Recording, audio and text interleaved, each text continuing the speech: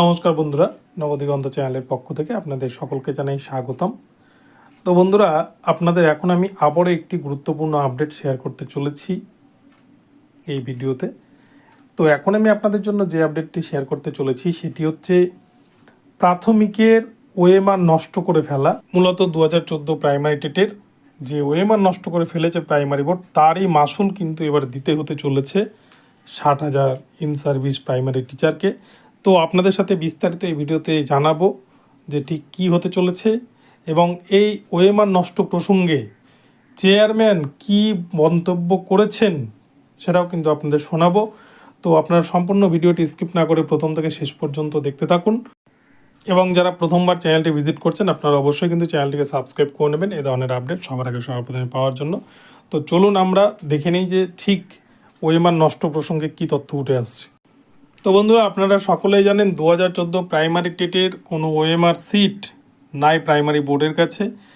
আর এই OMR sheet মামলায়, শান্তনু সিটের ওএমআর সিট মামলায় 2014 প্রাইমারি টেট যে আগামীতে ক্যান্সেল হবে কি হবে না সেটা কিন্তু কলকাতা হাইকোর্ট ঠিক করবে। তবে 2014 প্রাইমারি টেটের বিপদ যে ঘনিয়ে আসছে এ কথা কিন্তু বলতে বাকি থাকে না, কেননা ওএমআর নষ্ট আপনারা জানেন যে স্কুল সার্ভিস কমিশনের সদ্য কিন্তু 25,753 শিক্ষকের চাকরি বাতিল করেছে ইতিমধ্যে কলকাতা হাইকোর্টের বিশেষ ডিভিশন বেঞ্চ।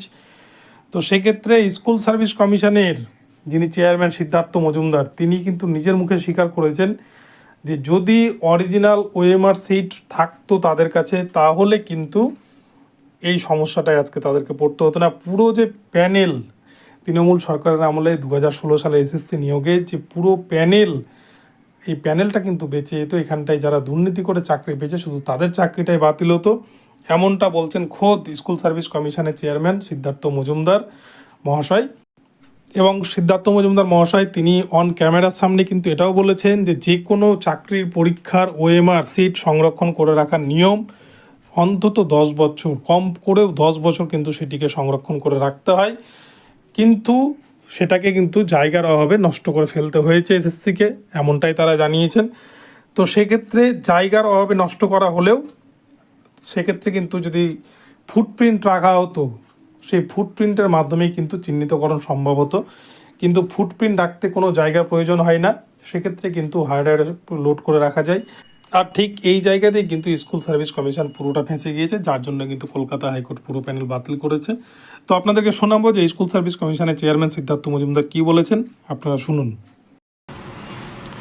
দেখুন, এটা না কোনো মানে সুনির্দিষ্ট সঠিক কোট সঠিক সময় বলে কিছু নেই। আমার একটা পরামর্শ এসেছিল সরকারের কাছ থেকে। আমরা যখন হেডমাস্টারের বিধিটা পাঠাই 2022-এ, তার পরবর্তীকালেও আবারও পাঠানো হয় 2023-এ, যেখানে 10 বছর সংরক্ষণের কথা বলা হয়েছিল।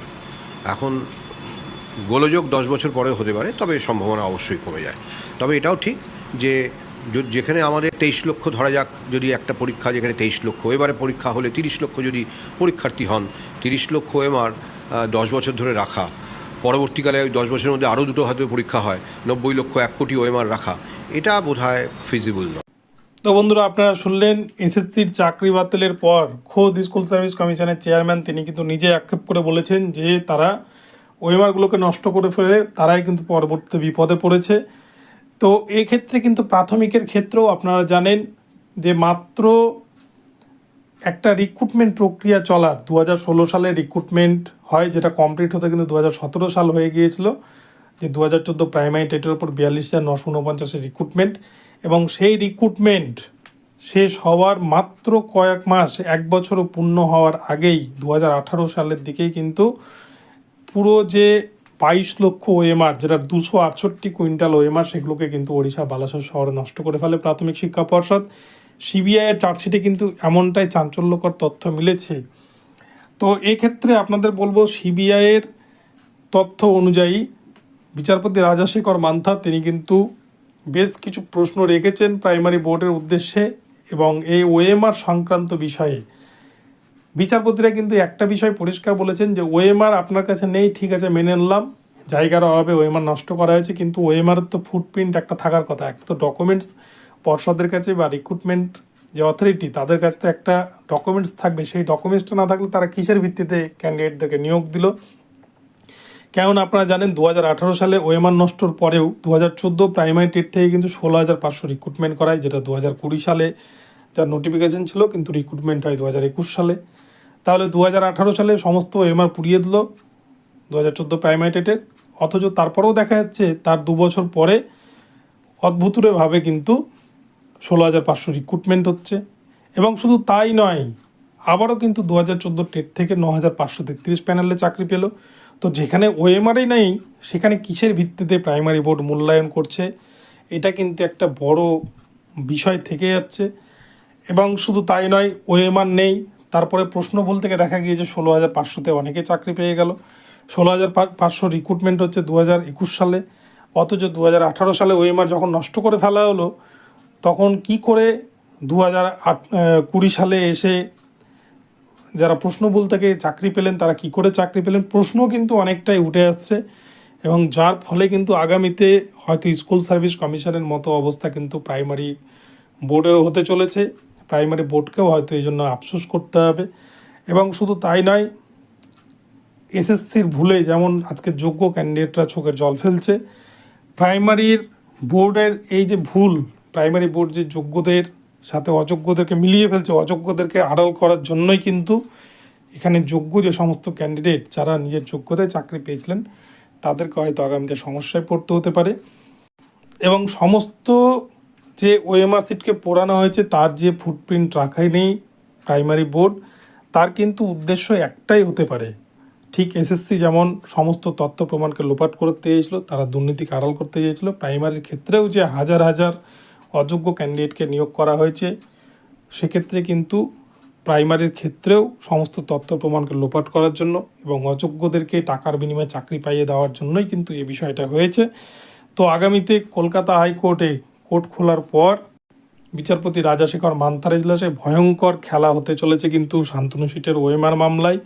কেননা আপনারা দেখছেন যে কলকাতা হাইকোর্ট কিন্তু একের পর এক এই সরকারের আমলের সমস্ত বিষয়কে কিন্তু বাতিল করে দিচ্ছে। কেননা প্রথমত স্কুল সার্ভিস কমিশনের পুরো প্যানেলটাই বাতিল করেছে কলকাতা হাইকোর্ট, যেখানে 25,753 চাকরি বাতিল।